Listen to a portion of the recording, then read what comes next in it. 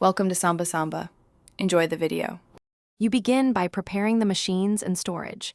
Make sure the Samsung SSD is installed and visible in disk management, and that you backed up any unique files.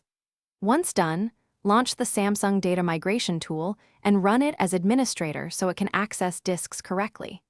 Select your current source disk and the Samsung target drive. The software shows used capacity and partition details. Make sure the target has equal or greater free space than the source before you continue. Next, you configure the clone. Pick disk-level cloning when you need the operating system and applications copied verbatim, or file level when you only need folders and files. If the utility offers an optimized copy, use it for speed. Reserve sector by sector for damaged drives because it copies empty space and takes longer.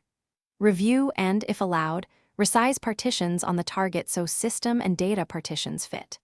Confirm the source and target one last time, then initiate the migration and monitor progress.